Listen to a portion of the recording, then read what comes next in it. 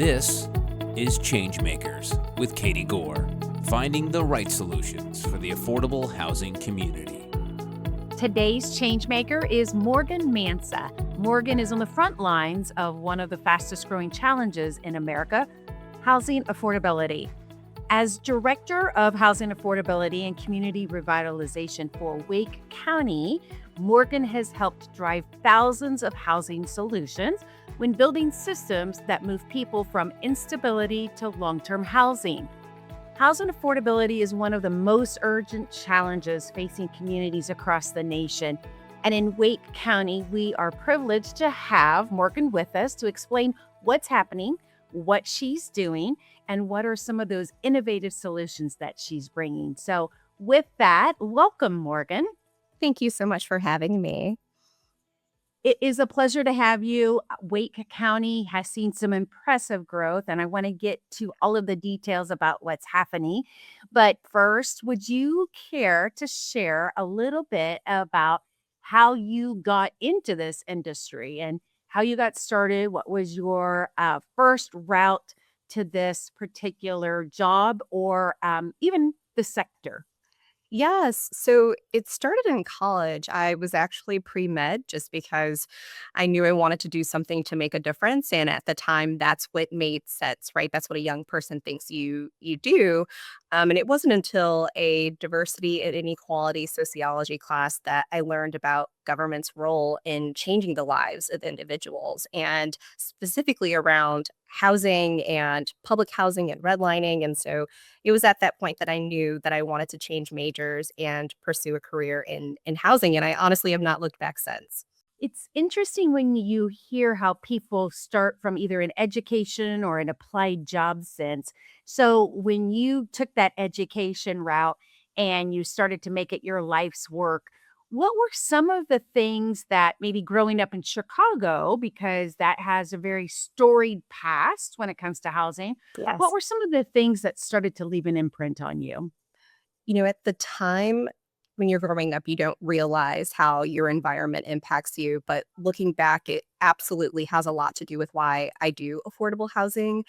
Um, we, my family grew up in the part of the city that most don't go to visit for, if you're a tourist. But my mom moved me to a suburb called Oak Park, and it was there very early in my childhood that I saw the difference between this beautiful community that I grew up in that had access to resources and really great schools and all of those things that contribute to a great quality of life. But then going back into the city and observing that that's not the case, right? That people don't have access to, food and banks and just basic necessities.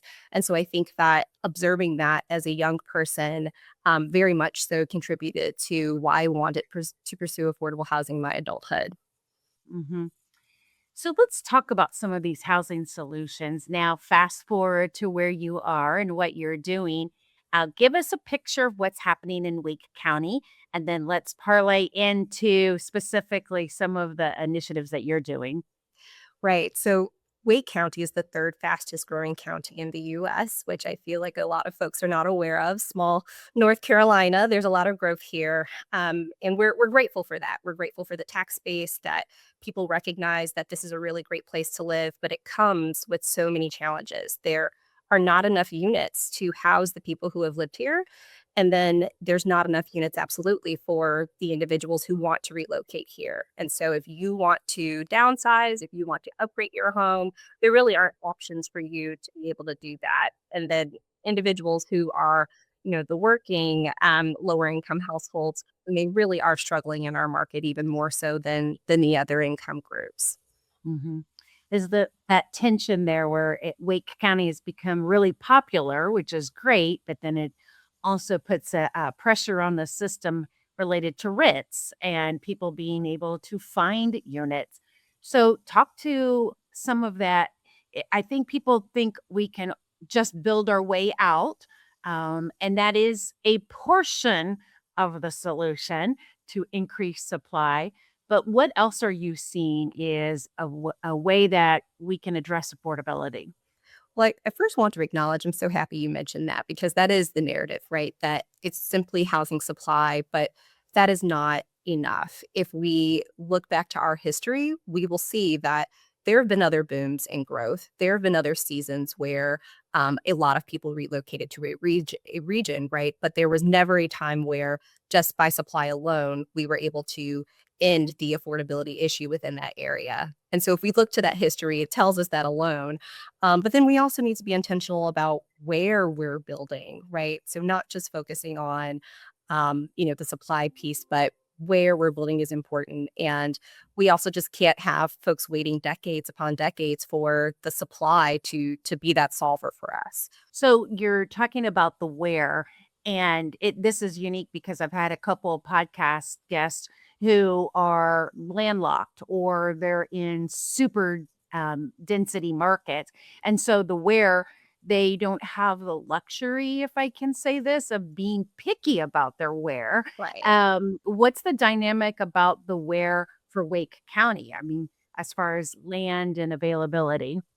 Well, because we are growing at a rapid pace, there are still parts of the county where it is a bit rural and it may not have access to jobs and education and other amenities. And so the intentionality really needs to be clear when you produce affordable housing in our market. I mean, honestly, I will argue anywhere, but it's fair. Sometimes you don't have that choice. But particularly in Wake, I think it's important, especially if you're building affordable housing, to make sure that individuals have access to upward mobility, right? Like we have to make sure we're building near, those education nodes and even just beauty, right? Greenways and parks and just other benefits that come with such a vibrant area like Wake County. I think it's important that we make sure that all residents have access to that high quality of life and they're not living in this market, but still barred physically from those benefits. Mhm.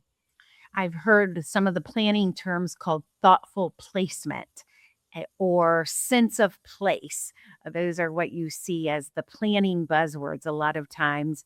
Um, so there's also this piece, though, if you build it, it'll come. Right. You hear that a lot when you're trying to mix retail, commercial with residential. So have you seen a combination of that works for your area? Or what is happening when you think of sense of place or thoughtful placement? So, I mean, we've seen a lot of benefits to thoughtful placement. To your point, there's this concept of placemaking, right? Where when you develop in an area that may not have a lot of amenities nearby, we'll build it all in the same, pocket, right? So build your job options next to a school and next to housing. And we have one here in Southeast Raleigh that is incredibly beautiful and it's all rooted around this local YMCA, right? So we've seen that be successful. My son plays soccer there. I see so many benefits to that just in my everyday life. Um, but I also see that other point that is very prevalent within the private sector and within the business sector of, I mean, if you build a Chick-fil-A in a particular area, people will make their way to that Chick-fil-A, right? So I also understand that from the business side, but I think that that's a very business minded concept. I don't know that we can rely on that from an affordability perspective. Um, in the private market and luxury market, sure, you can build it and they will come because you have the luxury to transport to all the other things that you need. But if you don't have those transportation options and those other resources, then I don't know that that concept of build and they will come applies to that market. Mhm. So give me a like cheerleader point for Wake County. Like what when people think of Wake County, like what are the three great moments that they think of for people who maybe aren't familiar with your particular area? Great. That's a really great question. We pride ourselves on very quality education. So here we have fabulous, K through 12 schools. We are also here with NC State and Duke is down the street and Chapel Hill, UNC is down the street as well. And so there's just a lot of academia here and people pride themselves on data. Rarely can we put out, a proposal or an idea and it not be rooted in data. And I really appreciate that about our market. It's also just incredibly beautiful. I think that's why people move here. It's why I relocated here. We have all 4 seasons, but it's mild, right? It's 70s in the winter. So I think that's really great too. And then I think the third and most important piece is that the people here really care about living here, right? If we want something to change, rarely, if ever, do the residents of Wake County just allow things to be unjust or allow things to be. The mobilization around getting things done is just tremendous, right? Like we work so close with our nonprofit partners, developers, healthcare, everyone. And it's rare. I've worked in two other markets and I had to do a lot more rallying to get people to join us. Whereas here people get it. And I think it's very infectious and I'm grateful for that.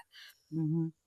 Give us a couple of stories or particular projects or initiatives that you've worked on that you would like to see replicated in other places, or you were actually taking and still building on those successes. Do you have a couple that you'd like to share with us? Right. One that comes to mind is actually not here in Wake. It's during my time in Nashville, but it kind of set the tone for how I developed in Wake County and everywhere. We were building in a neighborhood that was historically Black. And in this neighborhood, we observed a lot of change in the surrounding blocks. And so we wanted to be very intentional about how we were building there. And so we met with the community, asked what they wanted to see, and they talked about art and they talked about preserving that through their history through art. And so we considered that element. We also saw that it was an aging neighborhood, an aging population, and so we knew that we needed there to be seniors in this development as well. And then we also recognized that there was just a family component. Families within Nashville, oftentimes Music City does not have a lot of options for families. And so that was the third piece. And so we thought, well, why don't we blend all of these three things together? And so in this singular development, we built housing for seniors, housing for families, and housing for artists. But we're very intentional about how we built that. On the first level, there was an art studio space so that the artists could have gallery, shows and different things like that to promote their art. We had a mural commissioned honoring the history of that neighborhood on the side of the building as well. And even in terms of the sinks that we built, we had them very large so you can paint, wash your paintbrushes in it. And we thought about the acoustics for musicians in the buildings too. And then built a park in the middle so that the seniors can look down from their balcony and see the kiddos. And it became organic babysitting. And honestly, every time I go back to Nashville, I drive over there to check on that building because it just was went from something that was a bit contentious and people were very worried about it to something that is just it's such a beautiful, beautiful space. They then went on to build a second phase of it because they loved it so much in that neighborhood. And I think it's one example of it doesn't have to be just one or the other, right? Like, how can we integrate what everyone needs? And it not only be, oh, that's just affordable housing. This is something that's people take pride in that type of development. You can see themselves in it. Yeah. Mhm. Is there something about the process of affordable housing that if you could wave a wand, that you would make a change immediately about? Whether it is the policy or whether it is a dynamic, a regulation, is there something that just really hits you as a barrier or a hindrance to housing? Honestly, I think it's the label affordable housing itself, right? At the end of the day, I'm just building housing. I'm building units for people who are looking for a place to live, and it's more expensive than what they can afford. And I think we put so many labels on it. Sometimes it's attainable, sometimes it's workforce, sometimes, and at the end of the day, we're building housing for our neighbors, and that should be the core focus. And I think once people shed those different terms and stigmas and realize that, then how can you not support that? How can you not get behind that? And in fact, I think the more industries and groups will see themselves in it and contribute to it, right? That's an interesting dynamic. I've been working in the industry 30 years, and I even think about how the verbiage has changed, Right. in the 30 years that I've been working in this, like what it was called, what you didn't call it, Mhm. and now we're talking about terminology, but I think beyond the nuance of the word is the mentality of it. behind it. And so I appreciate what you're saying. I'm going to circulate that too and see because we even realize when we pull our statistics how many people are already employed who are in housing. Mhm. And so, there's this dynamic too that to understand that it is not people who are unemployed. And so, like, there's the tension there when you look at the analytics as well. Do you call it workforce housing? Do you call it underemployed housing? Like there's a lot of layers to this, but you're just saying call it housing because that's what it is. Yes. Well, so many times, and I always encourage my colleagues in affordable housing to do this, but when you're building in a new market, always share what the rental ranges are going to be and always share who is going to live there. But especially with those rental ranges, when neighbors learn how much people are going to pay on a month by month basis, they're always surprised because there's this assumption that, oh, well, they're paying only $200 a month for rent and it's going to impact my, property taxes and all these other things. And I'm like, well, you purchased your home 10, 15 years ago. Um, and what they're earning today, sure, they would have been able to afford that back then, but it's so much more expensive now. We have a competitive market. Hmm. Let's switch gears a little bit. I want to give a shout out to the Women's Affordable Housing Network, Ashley. Yeah. She's so great. And it's an organization that you're part of too. So I want to learn more about what you're doing in that space. I noticed that you're speaking at the Yes. upcoming Women's Affordable Housing Network Summit. So can you give us a sneak peek of that, or maybe why it feels so important for you to speak at that event? Yes. So I'm the vice president of the North Carolina chapter of WAN. And I think it's important to have that space, a space for women in affordable housing, because we need a safe space, I think. And we need to be around other women who are doing impactful work, who are empowering one another.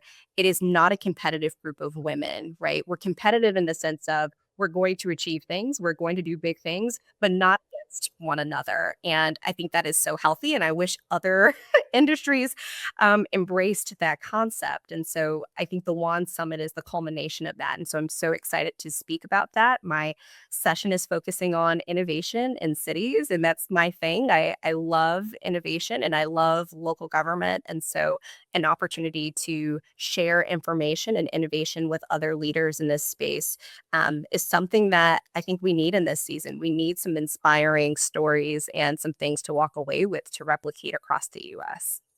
Is there a particular initiative with that North Carolina chapter that you guys are focusing on for this year, or something that you guys want to accomplish? What would you say that would be? I would say it's two things. We are really leaning into mentorship in this season. So, our chapter 2 years ago kind of piloted this concept and thought it would be a one time thing, but we're really seeing that women everywhere love the idea of being one on one with someone and learning from them, but then vice versa. I think sometimes the mentors learn a bit about themselves. And so, really just accepting that, like, this is always going to be a part of our chapter and a part of something we're going to do is something we're really excited about. So don't grow and just leave others behind, right? Like bring other women with you, I think is the season that we're in.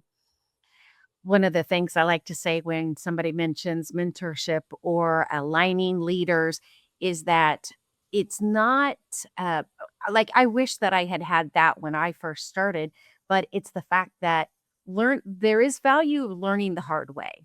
Okay.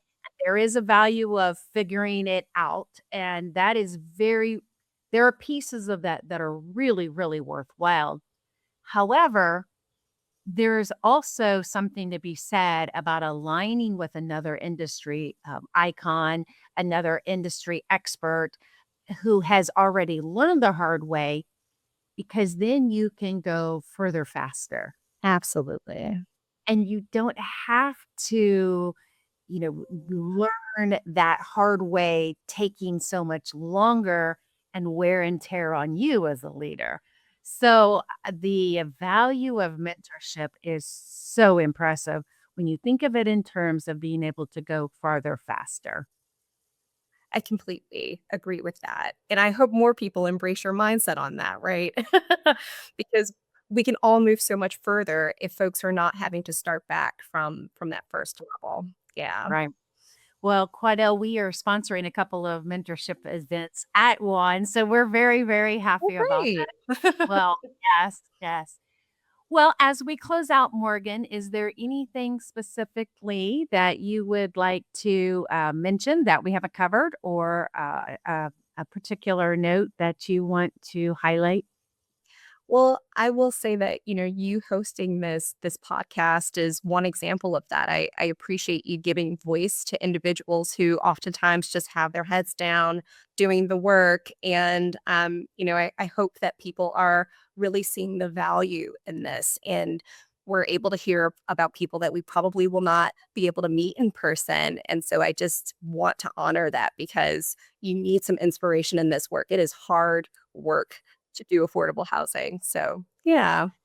It is, when you said, we just usually keep our heads down and we're doers, doers, doers, but then you realize that there are other people who are doing such innovative things. And when I first started this podcast, I thought, it's a shame that people can't get to a conference, or, you're not in that room where you're hearing all of these wonderful things.